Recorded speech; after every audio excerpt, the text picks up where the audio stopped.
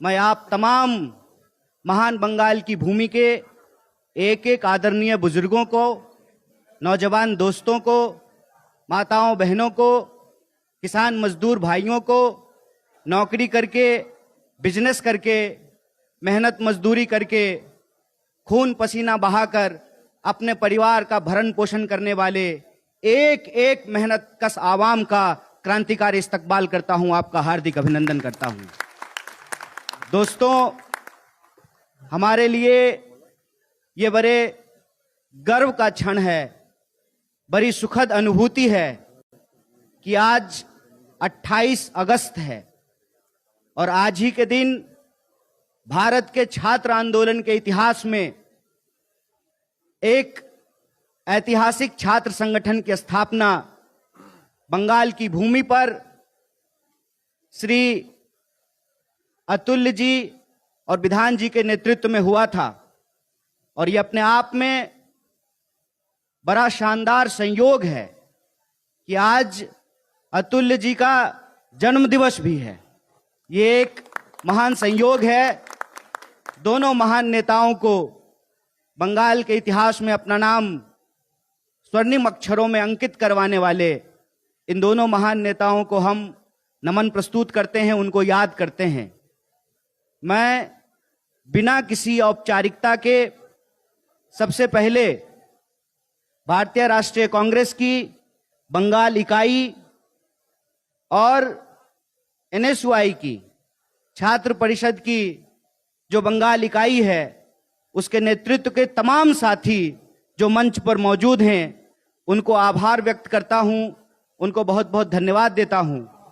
मैं आभार व्यक्त करता हूं बंगाल के जो इलेक्ट्रॉनिक और प्रिंट मीडिया के साथी हैं और उन तमाम राजनीतिक व्यक्तियों को जो किसी ना किसी रूप में इस देश के भीतर जो देश को इकट्ठा रखने वाली विचारधारा है उसका समर्थन करते हैं, उसको सहयोग करते हैं। उनको आभार प्रस्तुत करता हूं।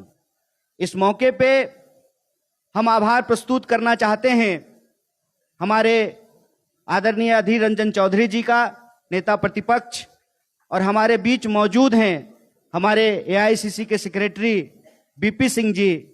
उनको मैं बहुत बहुत धन्यवाद देता हूं कि इस कार्यक्रम में उन्होंने अपनी गरिमामय उपस्थिति रखी है।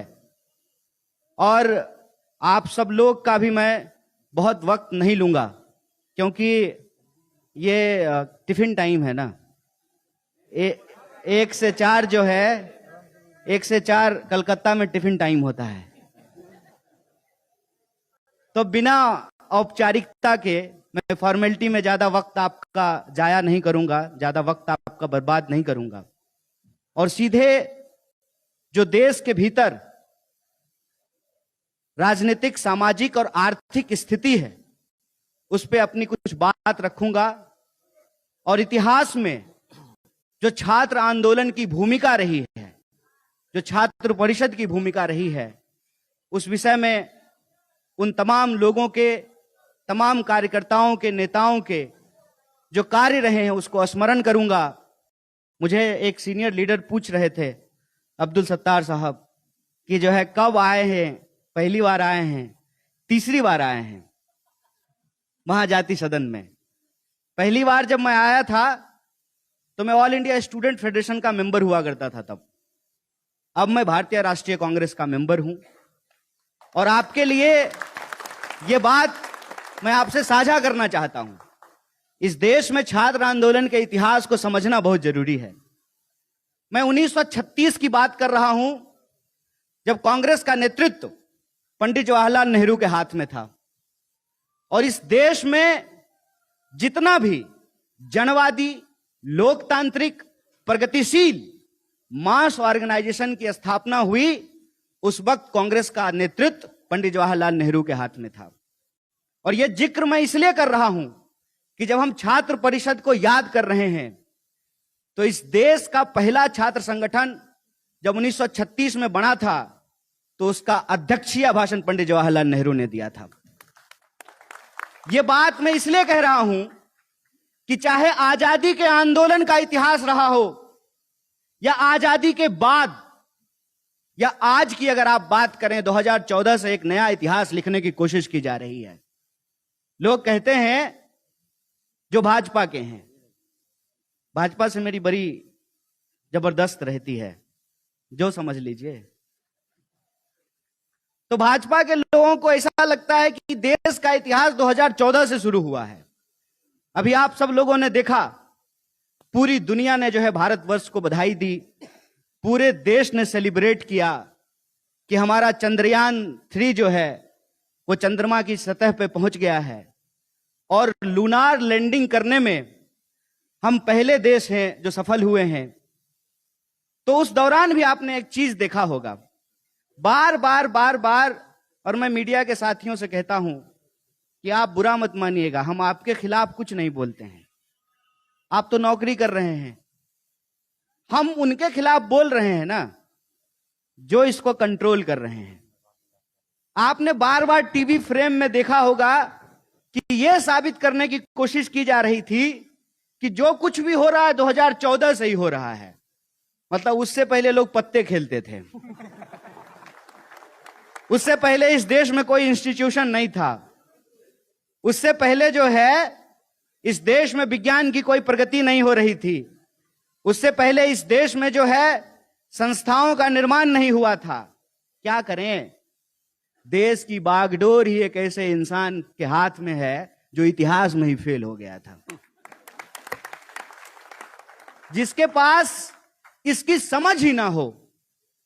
उसके लिए तो चुनाव ही सब कुछ है, तुम्हें माता पिता, तुम्हें बंधु सखा, तुम्हें किसी तरह से जो है वोट लेकर के चुनाव जीत जाना है और इस देश के इतिहास को, लोगों के योगदान को, उसके कंट्रीब्यूशन को तोड़ना है, मरोड़ना है। लोग विक्रम साराभाई को याद कर रहे थे, तो विक्रम साहब साराभाई का परिवार भी तो है, मल्लिका साराभाई तो है। मल्लिका साराभाई आज भाजपा के खिलाफ बोल रही हैं कि नहीं बोल रही हैं, इसका पड़ताल करना चाहिए। अक्सर ये क्या करते हैं कि दूसरे के काम को और दूसरे के मकान को अपना साबित करने में लगे रहते हैं, नाम लिखते रहते हैं।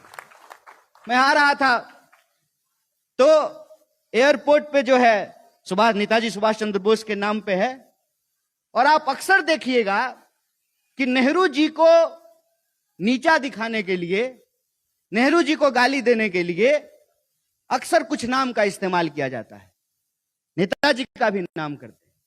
तो पूछना चाहिए ना इनसे कि नेताजी की विरासत तुम्हारी विरासत है, नेताजी की विरासत तुम्हारी विरासत है, सरदार वल्लभ भाई पटेल की विरासत तुम्हारी विरासत है।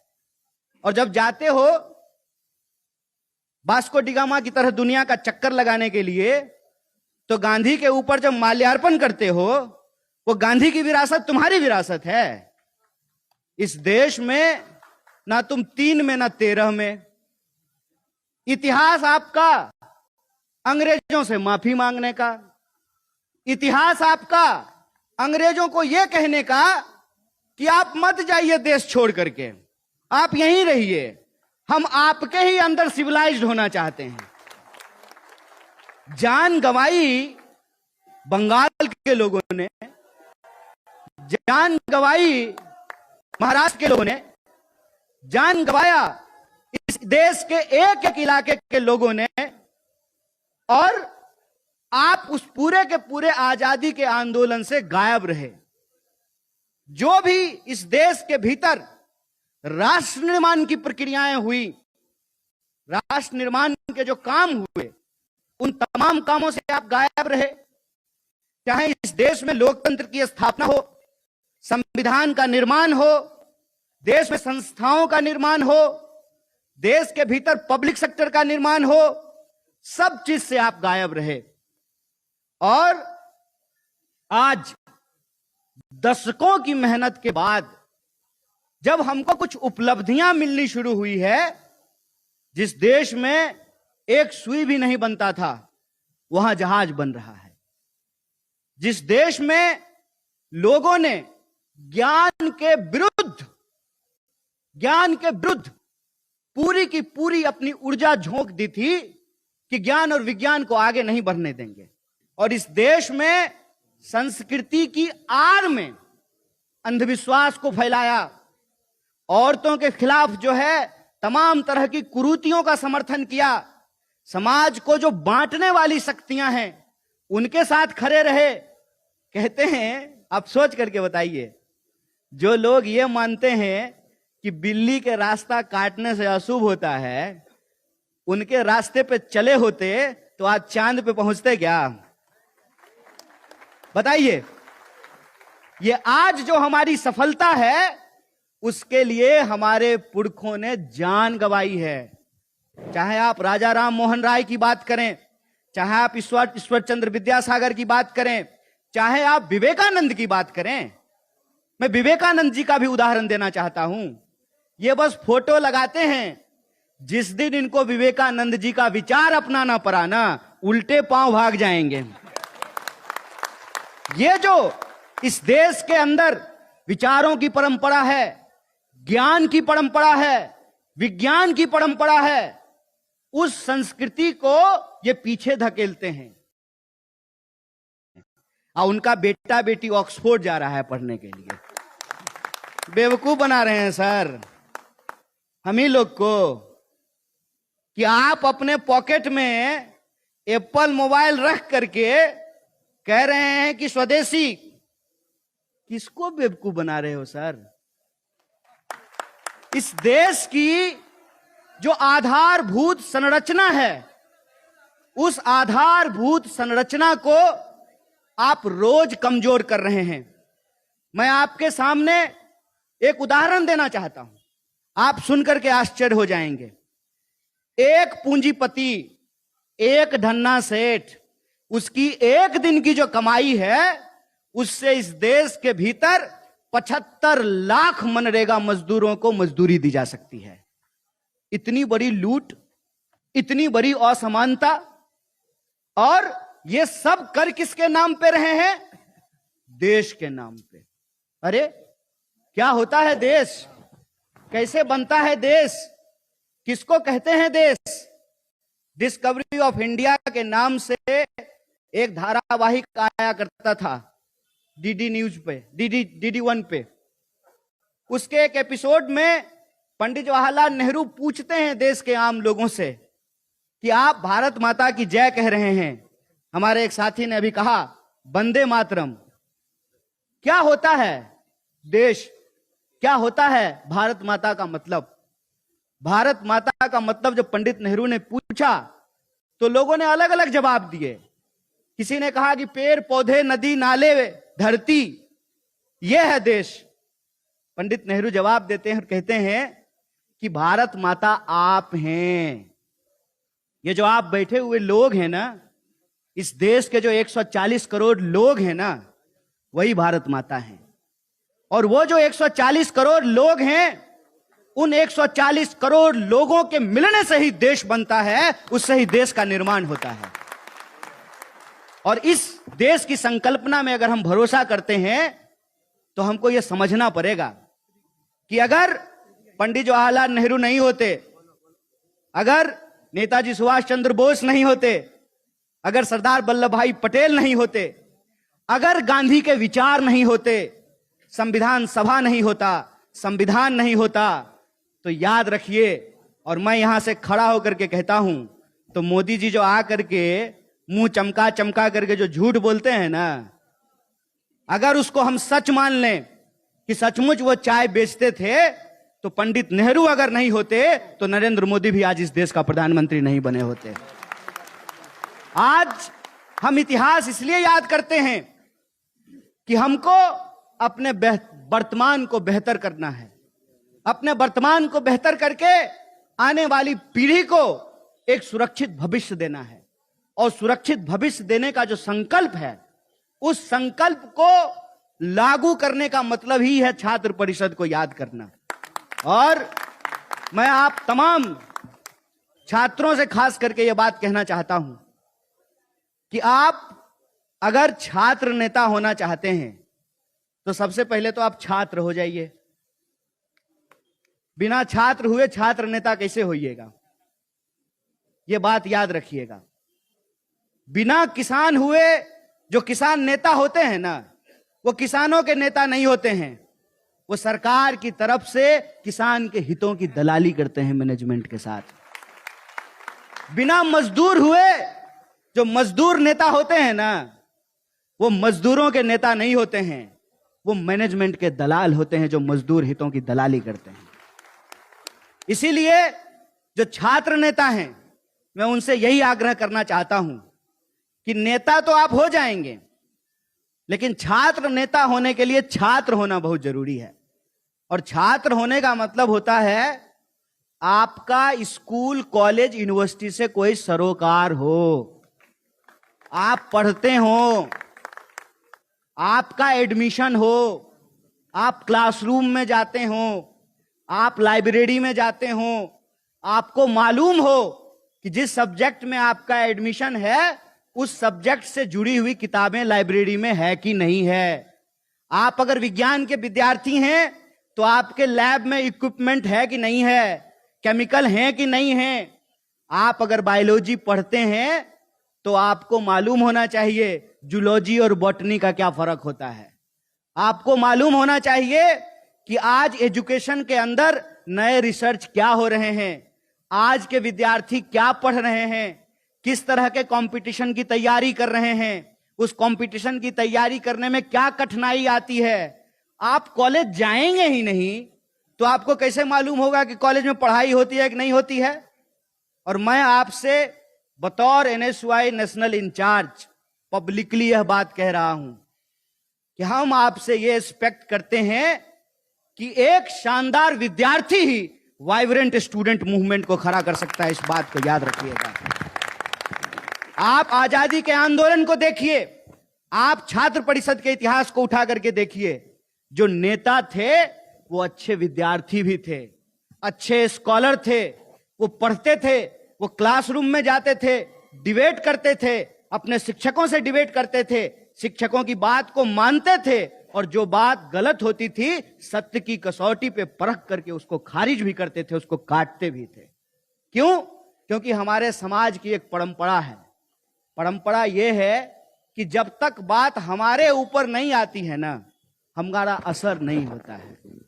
आप अक्सर देखिएगा, the legend of Bhagat Singh कह के एक फिल्म आया, हॉल में लोग तालियां बजा रहे थे। हमको तो लगा कि अब तो देश में क्रांति हो गई, लीजेंड ऑफ भगत सिंह आ गया है और हॉल में बैठ करके लोग ताली बजा रहे हैं। अब तो हॉल से बाहर निकलेंगे और क्रांति ही होगी, और जितने माँ बाप बैठे हैं सब अपने बच्चों को भगत सिंह बना देंगे। कौन बनाता है? कौन बनाता है?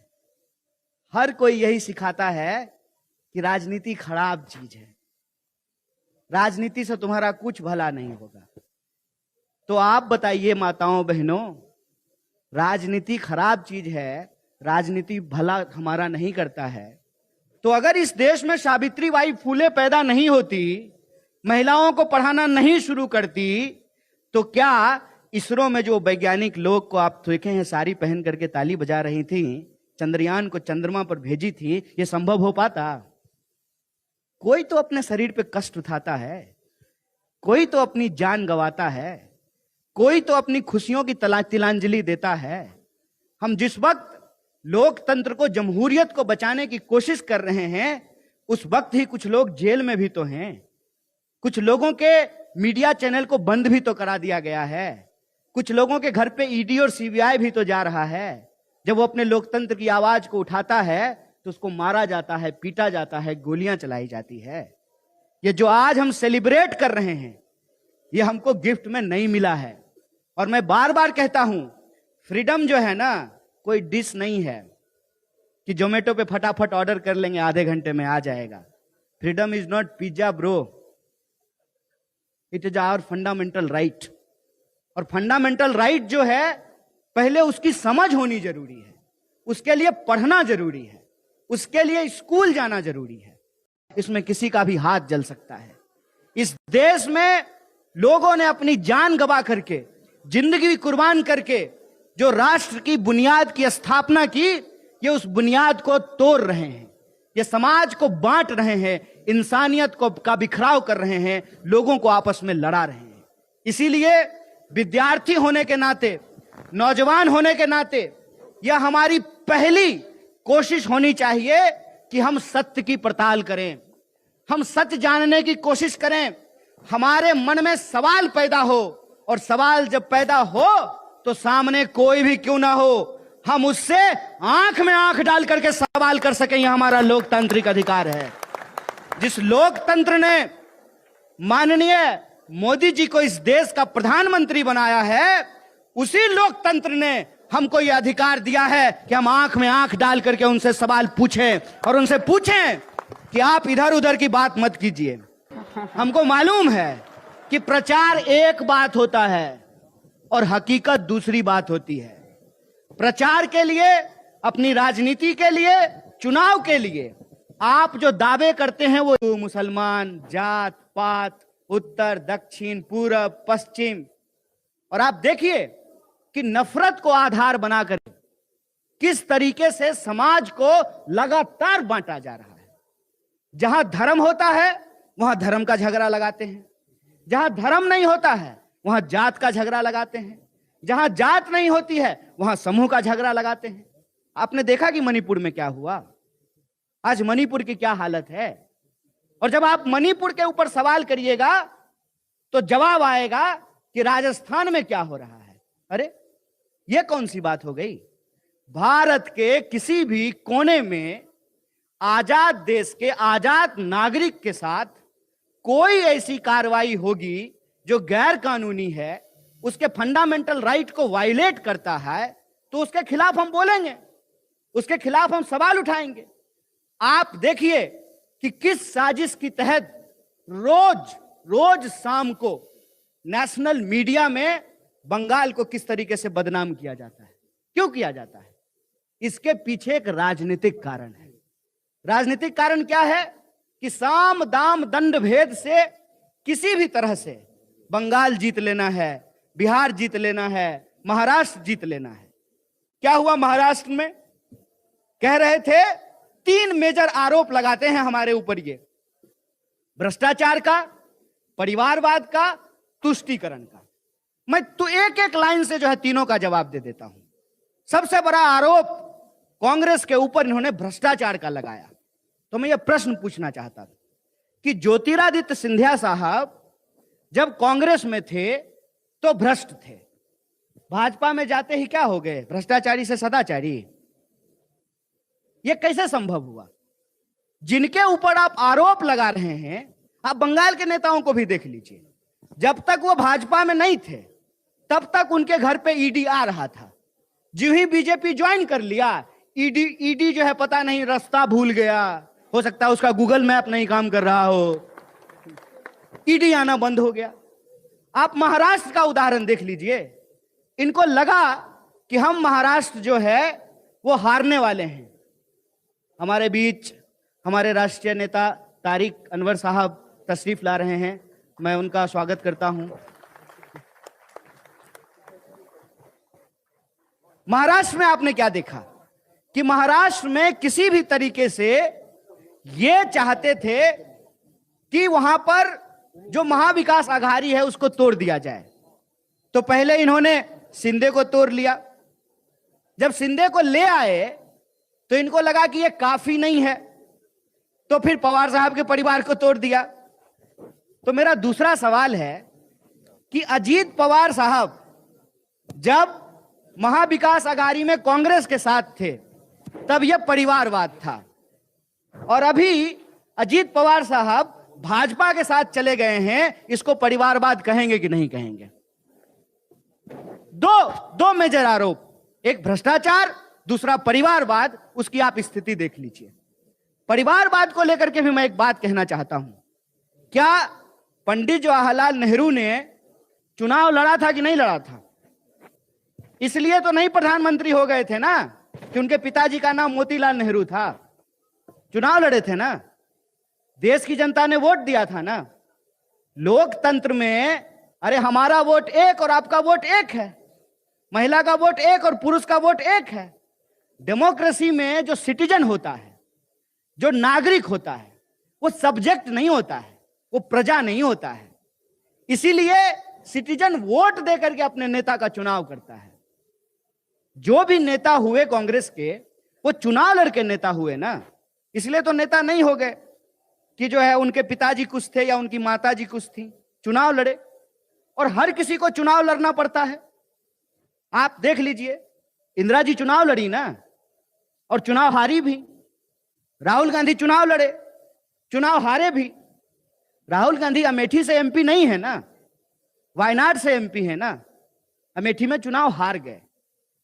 मेरा प्रश्न यह है कि जो लोग चुनाव लड़ करके, चुनाव जीत करके नेता हो रहे हैं, उसमें परिवारवाद है। तो जो ये जय शाह का पप्पा है, अमित शाह, वो जो अपने बेटा को बीसीसीआई का सेक्रेटरी बनाया है, चुनाव हुआ था क्या है? इसको परिवारवाद कहेंगे कि नहीं कहेंगे? मेरा बस यही सवाल है।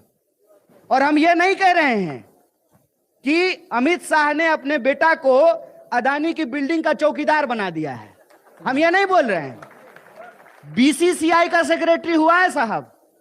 बीसीसीआई पूरी दुनिया की one of the wealthy organisation है। तो हमको तो नहीं लगता है कि यूपीएससी का कंपटीशन करा करके उसको बीसीसीआई का सेक्रेटरी बनाया है। अरे सौरव गांगुली यहीं के हैं, कम से कम क्रिकेटर थे, बैटिंग करते थे, कैप्टन थे, उनको बनाया तो समझ में आता है। ये तो कभी गिल्ली डंडा भी नहीं खेला है। इसका बाप अगर गृह मंत्री नहीं होता तो ये बीसीसीआई का सेक्रेटरी होता। तो तुम्हारा परिवारवाद नहीं है। और हमारी पार्टी के दो प्रधानमंत्री ने, याद रखिएगा इस बात को, दो प्रधानमंत्री ने, श्रीमती इंदिरा गांधी और राजीव गांधी ने अपनी जान गंवाई है। तब आप राहुल गांधी को परिवारवादी बोल रहे हैं। दोनों ने अपनी जान गंवाई, तब आप उसको परिवारवादी बोल रहे हैं। और उन्हीं का भाई है ना वरुण गांधी, उन्हीं की चाची है ना मेनका गांधी, है ना, भाजपा से सांसद है ना। इसमें परिवारवाद है कि नहीं है, हमको जरा समझा दीजिए। राजनाथ सिंह का बेटा एमएलए हुआ है, इसमें परिवारवाद है कि नहीं है, ये हमको बता दीजिए। ये धूमल का बेटा मंत्री हुआ है, इसमें परिवारवाद है कि नहीं, हमको ये बता दीजिए। ऐसे नहीं होगा। एक नियम बनाना पड़ेगा। संविधान में एक नियम होता है, आप जो है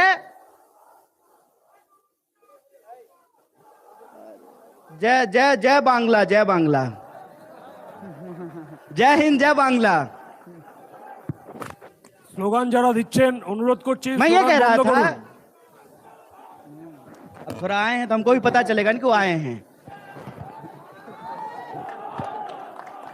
अब पता चल गया हमको आप आ गए हैं। आ जाइए, बैठ जाइए, बैठ जाइए।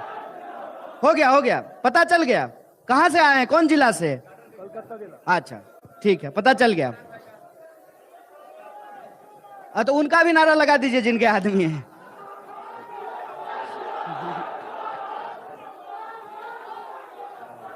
अब चुप भी हो जाओ भाई, हो गया, समझ गए।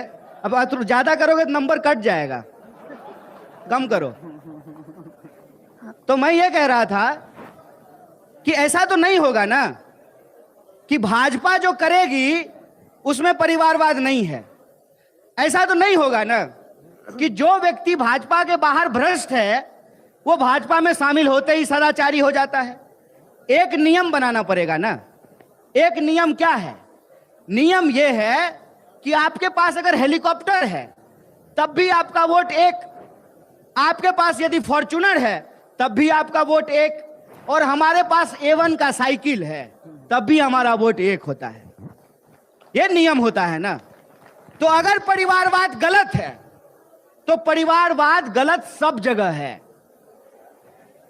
अगर धीरू भाई अंबानी का बेटा मुकेश अंबानी जब रिलायंस ग्रुप का मालिक हुआ, इसमें आपको परिवारवाद नहीं दिखता है, और राहुल गांधी राजनीति में आए, इसमें आपको परिवारवाद दिखता है, मतलब आपका चश्मा का नंबर गड़बड़ है, या आप जानबूझ करके ये बेईमानी कर रहे हैं। आप बेसिकली इस देश की आम जनता के साथ धोखा कर रहे हैं। आप इस देश की आम जनता को देश बोल करके उसके अधिकार को एक एक करके आप छीन रहे हैं। इस देश की का निर्माण, इस देश की बुनियाद समानता और न्याय के सिद्धांत पे हुआ है, इस बात को याद रखिएगा। और समानता और न्याय का तकाजा यह है कि आप किसी भी तरीके से मनमाने, एक बात होती है, लेकिन हकीकत में देश का निर्माण देश के लोगों से होता है और देश के लोगों की जो बुनियादी चीजें हैं वह है रोजी रोटी, कपड़ा, मकान, शिक्षा, स्वास्थ्य की बात। आप देखिए कि बड़ी चालाकी से लोगों के जो बुनियादी सवाल हैं उसको गायब किया जा रहा है और इंसान को एक ऐसा सपना दिखाया जा रहा है जिस सपना के को लेकर के कोई तर्क नहीं है। मैं आपसे कुछ सवाल पूछता हूं, अपने आप आपका दिमाग जो है ना उन चीजों को सोचने लगेगा। मैं आपको याद दिलाना चाहता हूं, 2014 में जब सरकार बनी, अव्वल तो सरकार बनने से पहले कुछ बड़े सुहावने, अच्छे, सुंदर जो है ना मुहावरे फेंके गए थे। हालांकि बाद में जय शाह के पापा ने कहा कि वो जुमला था। हमने नहीं कहा है, जय शाह के पापा ने कहा है कि वो जुमला था। क्या जुमला था भाई? कि हर साल 2 करोड़ नौकरी पैदा की जाएगी, हर किसी के खाते में 15 लाख रुपया पहुंचाया जाएगा, जो किसान हैं उनकी आमदनी दुगनी की जाएगी, महिलाओं के ऊपर अत्याचार बंद होगा, बेटी को बचाया जाएगा, बेटी को पढ़ाया जाएगा। और हमने ये देखा कि इसी देश में बलात्कारियों के समर्थन में हमारे राष्ट्रीय ध्वज का अपमान करते हुए उनके समर्थन में रैलियां निकाली गई। हमने देखा कि मून पे तो बात कर रहे हैं साहब, मणिपुर पर मौन है। जो आपकी जिम्मेवारी है उस पर आप बोल नहीं रहे हैं, जो किसी और का किया हुआ काम है उसको सीना ठोक करके अपना बता रहे हैं। दो ही बात हो सकता है ना, या तो प्रधानमंत्री झूठ बोल रहे हैं या आप झूठ बोल रहे हैं। कौन बोल रहा है? तो प्रधानमंत्री झूठा है ना, तो झूठा को झूठा नहीं बोलेंगे, नंगा को नंगा नहीं बोलेंगे, सच को सच नहीं बोलेंगे, दिन को दिन नहीं बोलेंगे, रात को रात नहीं बोलेंगे। तुम्हारा राज है, तुम्हारा राज है क्या? देश में लोकतंत्र है, लोकतंत्र में जनता का राज है। अगर आपको गुमान है कि आप इस देश को, लोकतंत्र को गिरवी बना लेंगे, तो हम आपको याद दिलाना चाहते हैं, ये जो छात्र परिषद के नेताओं की तस्वीर यहां लगी हुई है, ये आजादी के आंदोलन में हिस्सा लेने वाले जो महामानवों की तस्वीर लगी हुई है, हम उनकी विरासत पर चढ़ने वाले लोग हैं। आप अगर हिटलर बनने को तैयार हैं, आप अगर ब्रिटिशर्स बनने को तैयार हैं, तो हम भी भगत सिंह बनने को तैयार हैं। इस बात को याद रखिएगा, इस बात को याद रखिएगा कि आपकी हकीकत हम जनता में जाकर के बोलेंगे और मुंह खोल करके बोलेंगे। आपने बोला था ना, हमने नहीं बोला था, आपने बोला था कि 15 लाख सबके खाते में पहुंचाया जाएगा। कहां है 15 लाख? किसके खाते में आया है? 5 किलो अनाज देकर के 15 लाख का सवाल गायब कर दिए हैं? और उसमें भी बेईमानी। कह रहे हैं कि 80 करोड़ लोगों को अनाज दे रहे हैं। किसको दे रहे हैं? गरीब लोग को ना। इसका मतलब आपके राज्य में 80 करोड़ लोग गरीब हो गए। 140 में से 80 करोड़ लोग गरीब ही हो गए। तो अमीर कौन हुआ? अमीर हुआ इनका दोस्त। इनकी जो दोस्ती है ना, जिसके फ्लाइट पर चढ़ करके घूमते हैं, और उनके लिए जब सवाल पूछा गया कि बताइए प्रधानमंत्री जी, जिसके फ्लाइट में चढ़ करके घूम रहे थे आप, उसके खाते में, उसकी सेल कंपनी में 20,000 करोड़ किसके हैं? तो कहे कि हम आपको पार्लियामेंट से बाहर कर देंगे। हाय रे मूर्ख!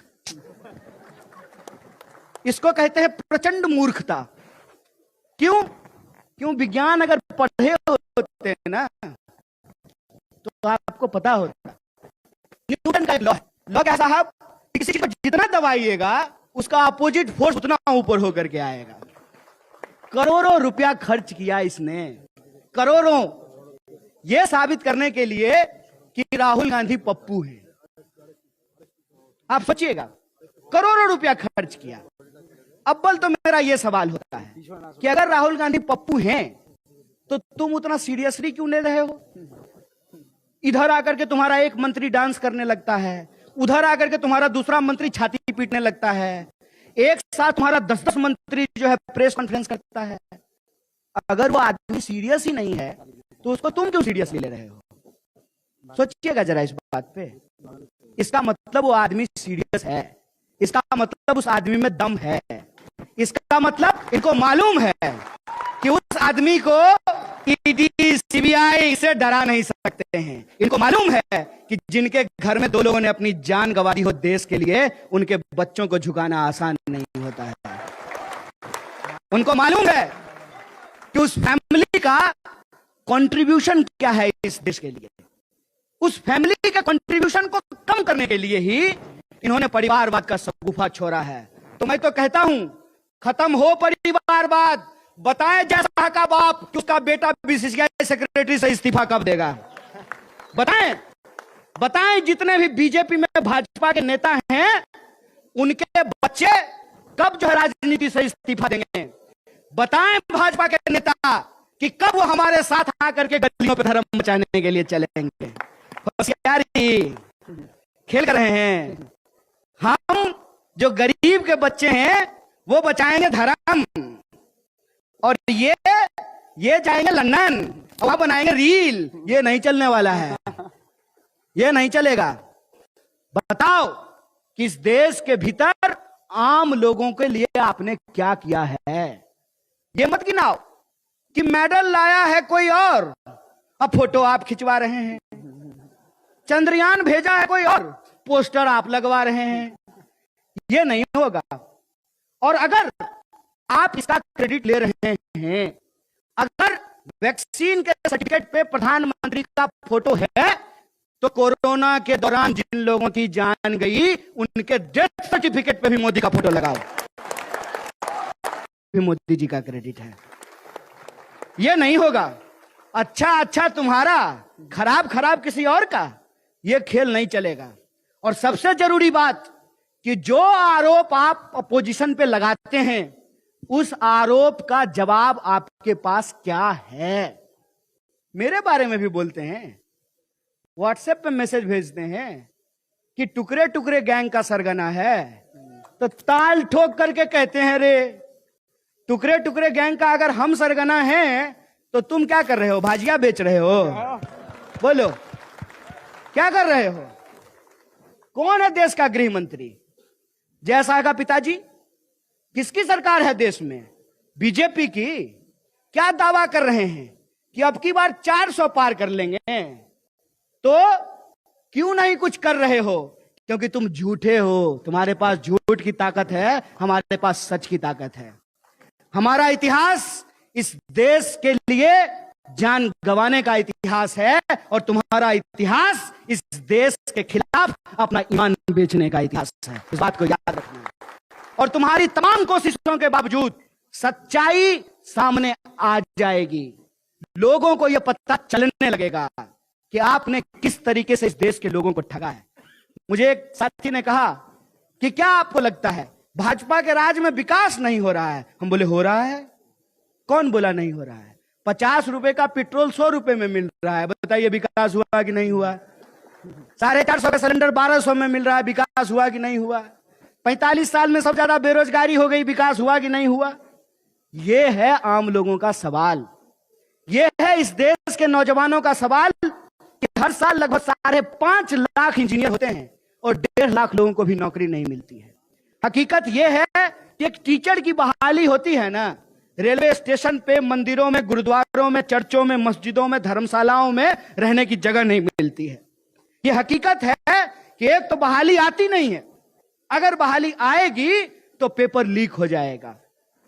यह हकीकत है कि पेपर लीक होने के बाद भी जिन लोगों को नौकरी मिलेगी उनको नियुक्ति पत्र नहीं मिलेगा, और जिनको नियुक्ति पत्र मिल जाएगा, मैं खोज रहा हूं कोई पुलिस वाला है कि नहीं, नहीं है, जिसको नियुक्ति पत्र मिल जाएगा तो उसको यह सोचना चाहिए ना, किस देश के सांसद को पेंशन मिलेगा। अक्सर अगर मैं गलत नहीं हूं तो पेंशन है ना सांसदों को? ठीक बात है। अगर सांसद को पेंशन मिलेगा तो कांस्टेबल को पेंशन क्यों नहीं मिलेगा? बताइए। बताइए, इस देश के अंदर आप कैसी व्यवस्था बना रहे हैं? आप इस देश के अंदर ऐसी व्यवस्था बना रहे हैं कि 99% लोगों के हक और अधिकार छीन करके, 99% लोगों का रिसोर्स छीन करके 1% के खाते में आप पहुंचा देना चाहते हैं। यह लोकतंत्र नहीं है, यह तानाशाही है। इस बात को याद रखिएगा। इस बात को याद रखिएगा कि लकड़ी को काटने वाली जो कुल्हाड़ी होती है ना, उसके पीछे भी लकड़ी ही लगा होता है। लोकतंत्र का इस्तेमाल करके, जमहूरियत का इस्तेमाल करके आए दिन जमहूरियत का गला घोटा जा रहा है। और जो लोग इनसे सवाल पूछने लगते हैं, उनको या तो केस करते हैं, उनके ऊपर झूठा मुकदमा करते हैं, जेल में डालते हैं, हमला करते हैं, डराते हैं, या अपने दोस्त के चंदे के पैसे से उसका ईमान खरीदने की कोशिश करते हैं। तो मैं छात्र परिषद के एक एक कार्यकर्ताओं से अपील करना चाहता हूं कि हमारे सामने गंभीर चुनौती है।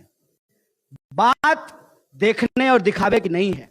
अगर हम उसी राजनीतिक पैटर्न पे चले, देखने और दिखावे पे, तो इस बात को याद रखिएगा, जमहूरियत नहीं बचेगा। और जमहूरियत नहीं बचेगा ना, तो फिर इस देश में लोकतांत्रिक संस्थाएं भी नहीं बचेगी। जब लोकतांत्रिक संस्थाएं नहीं बचेगी तो पब्लिक सेक्टर भी नहीं बचेगा, और पब्लिक सेक्टर नहीं बचेगा ना, तो फिर आने वाले समय में कोई आंगनबाड़ी का बच्चा पीएचडी नहीं कर पाएगा। इस बात को याद रखिएगा कि एक गंभीर लड़ाई है, और अगर आप विद्यार्थी हैं तो आपके कंधे के ऊपर यह जिम्मेवारी है। आप अगर छात्र परिषद के नेता हैं तो आपके कंधे पे यह जिम्मेवारी है कि आपको बंगाल के भीतर एक एक छात्रों को जोड़ना पड़ेगा, क्योंकि हमारा मानना है, जुड़ेगा विद्यार्थी जीतेगा इंडिया। हमको इंडिया को जिताना है। हमारा यह मानना है कि हमको मेहनत से अपनी पढ़ाई करनी है, अपने हक और अधिकार को समझना है, अपने नॉलेज के क्षेत्र में हमको एक्सपर्ट होना है, साथ ही साथ जो समाज और देश का दायित्व है उसका हमको निर्वहन करना है। हम सबका अगर हम स्क्रीन टाइम अभी चेक करें ना, 3 घंटा, 4 घंटा, 5 घंटा होगा रोज का। 5 घंटा स्क्रीन टाइम होगा कम से कम। उस स्क्रीन टाइम को हम ये नहीं कह रहे हैं कि आप बंद कर दीजिए, आप चलाइए, लेकिन उस 5 घंटे में से ना 4 घंटा निकाल करके देश के लिए, समाज के लिए, छात्र परिषद के लिए आपको खून पसीना बहाना पड़ेगा। इस बात को याद रखिए। आपको इस लड़ाई को इस रूप में लड़ना पड़ेगा कि हम देश की वो विचार हैं, हम देश की वो शक्तियां हैं जो इस देश को 200 साल की अंग्रेजों की गुलामी से लड़ करके आजादी दिलाए। हम वो शक्तियां हैं, वो विरासत हमारे हाथ में है कि इस आजाद देश में जो आजाद नागरिक है, उनके आजादी के अधिकारों की रक्षा करना हमारे कंधे के ऊपर है। इसीलिए आप सबसे मैं आग्रह करना चाहता हूं कि जो महीने बीत रहे हैं हमारे लिए गंभीर समय है, और इस गंभीर समय में हमको अपनी पूरी ताकत लगा करके जो हम जोड़ने वाली शक्तियां हैं, इस समाज को बांटने वाली शक्तियों को हमको परास्त करना पड़ेगा। देश के भीतर जो एक झूठ का बोलबाला है, इस झूठ के बोलबाले को खत्म करके हमको सच के राज को स्थापित करना पड़ेगा।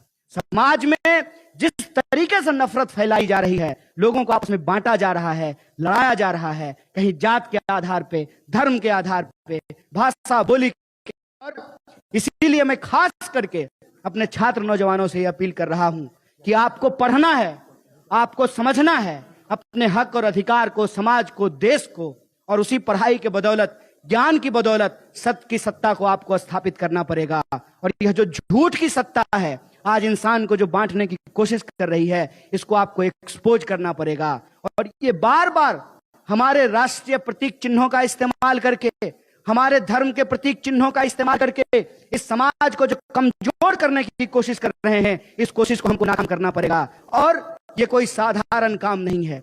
इस काम में अगर आपके मन में विचार नहीं है, आपके मन में समाज के प्रति लगन नहीं है, आपके प्रति समर्पण नहीं है देश के प्रति, तो आप इस काम को नहीं कर पाएंगे। ये एक गंभीर काम है और इस गंभीर काम को हमको करना है। और जो खतरा आज हमारे सामने है, इस खतरे से हमको देश को बचाना है। वो बार बार कोशिश करेंगे कि शक्ति को कमजोर किया जाए, लेकिन हमारा ये दावा है कि अगर भारत एकजुट रहा, अगर भारत एकजुट रहा तो इंडिया जीतेगा और एनडीए हारेगी, ये हमारा विश्वास है। इसीलिए मैं अपने तमाम विद्यार्थी नेताओं से अपील करता हूं कि आप दिन रात मेहनत कीजिए, एकजुट होकर के संघर्ष कीजिए और एक लक्ष्य अपने दिमाग में लेकर के रहिए कि इस देश के भीतर देश को जो कमजोर करने वाली, समाज में नफरत फैलाने वाली शक्ति है, उसको परास्त करेंगे और मोहब्बत के परचम को लहरा करके जमहूरियत जिंदाबाद कहेंगे।